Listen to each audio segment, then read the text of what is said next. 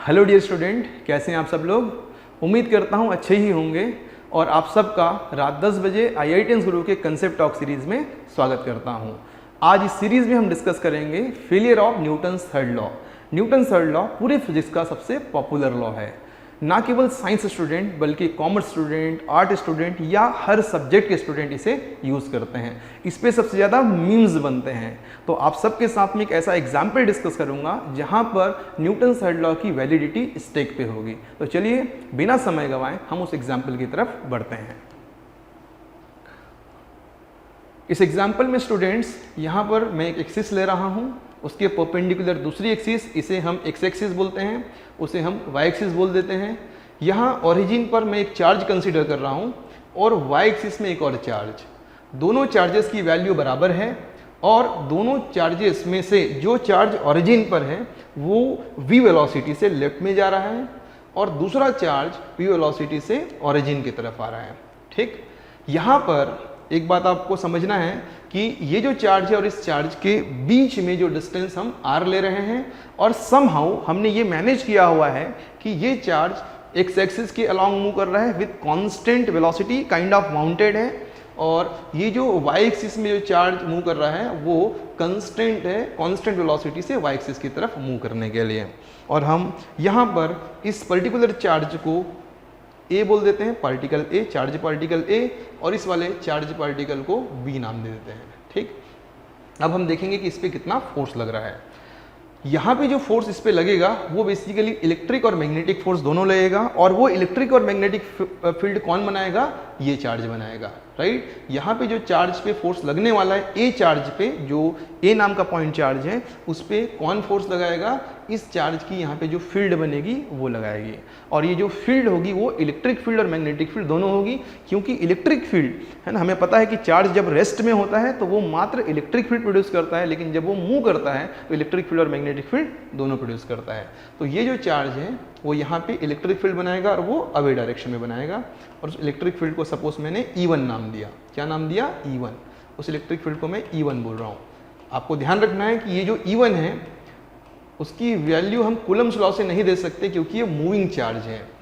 तो उसकी वैल्यू कुछ इस तरीके से होगी, KQ upon R square 1 minus V square by C square. ये क्लास 12 तक के स्टूडेंट्स को इस इलेक्ट्रिक फील्ड का इन्फॉर्मेशन नहीं होता है। जस्ट फॉर योर इन्फॉर्मेशन आपको बता रहा हूँ, अगर मैं इस वैल्यू का जिक्र नहीं भी करता तभी भी न्यूटन थर्ड लॉ का फेलियर डिस्कस हो जाता है। बट मैं आपको थोड़ी सी और इन्फॉर्मेशन दे देता हूँ। यहाँ पे जो इलेक्ट्रिक फील्ड बनेगी वो बनेगी KQ by R square bracket में 1 minus V square by C square. दूसरी यहाँ पे जो मैग्नेटिक फील्ड बनेगी B1, और ये मैग्नेटिक फील्ड कौन प्रोड्यूस करता है? ये वाला मूविंग चार्ज। कहाँ पे? ओरिजिन पे, जहाँ पे दूसरा चार्ज है, उसकी वैल्यू 0 होगी। अब ये वैल्यू 0 क्यों होगी? क्योंकि हमें पता है कि कोई भी चार्ज पार्टिकल अगर v वेलोसिटी से जा रहा है तो उसकी लाइन में, उस लाइन में है ना, जिस डायरेक्शन में वो जा रहा है उस लाइन में किसी भी पॉइंट पर मैग्नेटिक फील्ड वो कितना बनाता है? 0। तो इस वेलोसिटी की लाइन में ओरिजिन भी उसी लाइन में पड़ रहा है, तो यहाँ मैग्नेटिक फील्ड की वैल्यू 0 होगी। ठीक, तो अब हम डिस्कस कर लेते हैं। यहाँ पर इलेक्ट्रिक फील्ड भी आ गया, यहाँ पे मैग्नेटिक फील्ड भी आ गया, तो उस पर कितना फोर्स लग रहा होगा। तो पहले मैं फोर्स ऑन ए का डिस्कशन कर रहा हूँ, और फोर्स ऑन ए के दो पार्ट होंगे, जो होगा electric force FE plus magnetic force FM। M को मैग्नेटिक लिख रहा हूँ, E को इलेक्ट्रिक फोर्स। ठीक है, मैग्नेटिक फोर्स तो खैर 0 हो जाएगा, मैग्नेटिक फोर्स तो 0 हो जाएगा, क्योंकि मैग्नेटिक फोर्स होने के लिए मैग्नेटिक फील्ड होना चाहिए, और मैग्नेटिक फील्ड यहाँ बन नहीं रही है, तो इस पर कोई भी मैग्नेटिक फोर्स नहीं रहेगा। हालांकि जो मैग्नेटिक फोर्स होता है वो होता है QV क्रॉस B, तो यहाँ पे V है ही नहीं, तो मैग्नेटिक फोर्स नहीं होगा, इलेक्ट्रिक फोर्स मात्र होगा, और वो इलेक्ट्रिक फोर्स होगा Q इंटू E1। ठीक, और इसको आप देख सकते हैं, जो E1 है वो है KQ upon R square 1 minus V square by C square, and this is the force on charge particle है। ठीक, ये फोर्स है, और डायरेक्शन भी आपको बता दूं, इलेक्ट्रिक फील्ड के डायरेक्शन में होगा, तो ये फोर्स ऑन ए। ठीक है, दिस इज फोर्स ऑन ए। अब हम डिस्कस करेंगे फोर्स ऑन बी, बट उसके लिए हमें यहाँ पर मैग्नेटिक फील्ड और इलेक्ट्रिक फील्ड की जरूरत पड़ेगी। तो चलिए हम डिस्कस करते हैं कि यहाँ पे इलेक्ट्रिक फील्ड कितनी होगी। तो ये जो चार्ज पार्टिकल है वो इलेक्ट्रिक फील्ड रेडियली अवे बनाएगा और उस इलेक्ट्रिक फील्ड को सपोज मैं नाम दे रहा हूँ कितना, E2, ठीक है। और E2 की जो वैल्यू होगी, अगेन आप कूलम्स लॉ से नहीं दे सकते, और उसका एक्सप्रेशन होगा KQ upon R square under root of 1 minus V square by C square. तो आपके लिए क्या इन्फॉर्मेशन है कि जितनी फील्ड ये यहाँ पे बना रहा है उतनी इलेक्ट्रिक फील्ड वो यहाँ पे बना ही नहीं रहा है, पहली बात तो उसका एक्सप्रेशन ये रहता है, ठीक।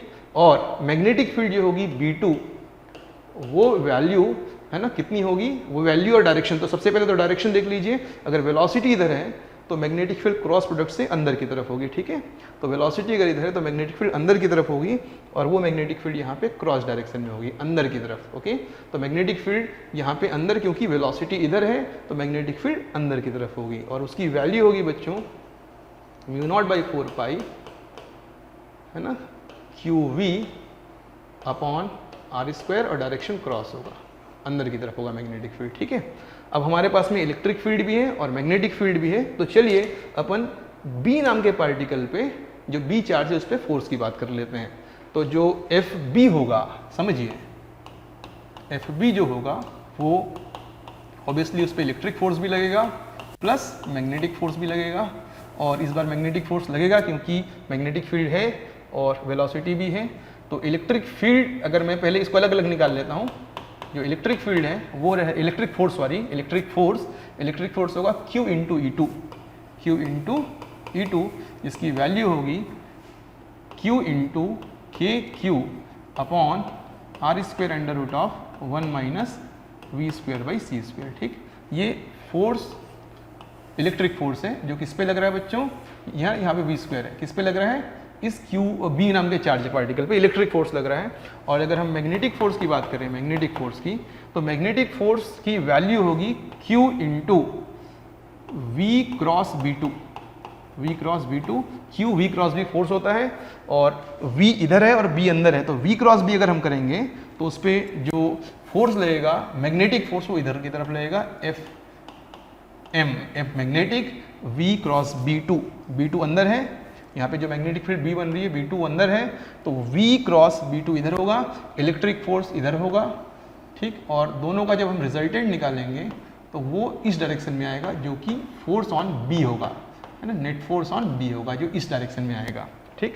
तो आप इसको आराम से निकाल सकते हैं, Q इंटू V, और B2 की वैल्यू कितनी है ऑलरेडी आपके सामने दी हुई है, μ0/4 है ना QV अपॉन R स्क्वेयर। तो इसे आप प्रॉपरली रीअरेंज करके भी लिख सकते हैं FB, बट हमारा तो पर्पस सॉल्व हो चुका है। ये कितनी आएगी ये आपके लिए बहुत ही चुटकियों का काम है, आप इसे आराम से निकाल सकते हो कि नेट कैसे निकालेंगे। तो मैग्नेटिक मतलब B पे जो नेट फोर्स आएगा वो आएगा under root of electric force का स्क्वायर प्लस मैग्नेटिक फोर्स का स्क्वायर। तो वो आप निकाल लेना, वो आ जाएगा। इसका स्क्वायर करना है, इसका स्क्वायर करके अंडर रूट कर देना है।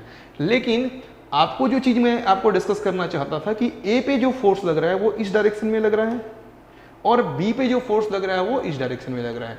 और जब कैलकुलेट करने पे ये तो दिख ही रहा है कि A पे जिधर फोर्स लग रहा है उससे डिफरेंट डायरेक्शन में फोर्स B पे लग रहा है, मतलब अपोजिट डायरेक्शन में तो नहीं है, ना ही वैल्यू इक्वल है, ये अलग वैल्यू की है और ये अलग वैल्यू की है। तो यहाँ पे आप देख पा रहे हैं कि force on A is neither equal to force on B nor opposite to force on B। इसका मतलब है कि न्यूटन थर्ड लॉ यहाँ पर फेल होता हुआ नजर आ रहा है। बट होल्ड कीजिए, रीजन देखते हैं कि ऐसा क्यों हो रहा है। यहाँ पे न्यूटन थर्ड लॉ वाकई में फेल नहीं हो रहा है। फिर से सुनिए, यहाँ पर न्यूटन थर्ड लॉ वाकई में फेल नहीं हो रहा है। एक्चुअली में हम जिस तरीके से न्यूटन थर्ड लॉ को परसीव करते हैं उस पर ही आपको क्वेश्चन मार्क खड़ा करना है। यहाँ पर एक्चुअली में हो क्या रहा है कि इस चार्ज पार्टिकल A पर चार्ज पार्टिकल B फोर्स नहीं लगा रहा है। ये पार्टिकल पार्टिकल इंटरेक्शन नहीं है। यहाँ पर एक्चुअली यहाँ पे जो फील्ड बनी है वो फील्ड कौन सी फील्ड, इलेक्ट्रिक और मैग्नेटिक फील्ड फोर्स लगा रही है, तो यहाँ पे फील्ड पार्टिकल इंटरेक्शन है। और वैसे ही इस जगह पर A B पे फोर्स नहीं लगा रहा है, यहाँ पे जो फील्ड बनी है वो फील्ड B पे फोर्स लगा रहा है। तो बी नाम के चार्ज पे कौन फोर्स लगा रहा है, यहाँ पर की इलेक्ट्रिक और मैग्नेटिक फील्ड, और ए नाम के पार्टिकल पे कौन फोर्स लगा रहा है, यहाँ पर की इलेक्ट्रिक फील्ड और मैग्नेटिक फील्ड। हालांकि मैग्नेटिक फील्ड है नहीं, बट दोनों फोर्स लगा रहे हैं मान लीजिए। तो ये पार्टिकल पार्टिकल इंटरेक्शन ना होकर के फील्ड पार्टिकल इंटरेक्शन है। और आपको पता है कि field carries momentum, field carries energy. तो एक्चुअली में ऐसा हो रहा है, न्यूटन थर्ड लॉ यहाँ लगना चाहिए। तो फील्ड ने जितना फोर्स, जैसे यहाँ पर की फील्ड ने इस चार्ज पे इधर फोर्स लगाया, तो न्यूटन थर्ड लॉ से ये चार्ज पार्टिकल फील्ड पे इधर फोर्स लगा रहा होगा, और यहाँ पे न्यूटन थर्ड लॉ अभी भी होल्ड कर रहा है। ओके, तो यहाँ पे जितनी फोर्स फील्ड चार्ज पार्टिकल पे लगा रही है, उतना ही फोर्स ये चार्ज फील्ड पे लगा रहा है। एग्जैक्टली सेम वे में यहाँ की फील्ड इस चार्ज पे जितना फोर्स लगा रही होगी, उतना ही फोर्स यहाँ पर ये जो चार्ज है वो फील्ड पे लगा रहा होगा। तो न्यूटन थर्ड लॉ की वैलिडिटी रॉन्ग नहीं हो रही है, बट मैं आपको बताना चाहता था कि ऐसा एग्जाम्पल जहां पर न्यूटन थर्ड लॉ फेल होता हुआ नजर आता है। हालांकि इस वाले टेस्ट में भी न्यूटन थर्ड लॉ ने अपनी वैलिडिटी बनाए रखी है, वो फेल नहीं हुआ है।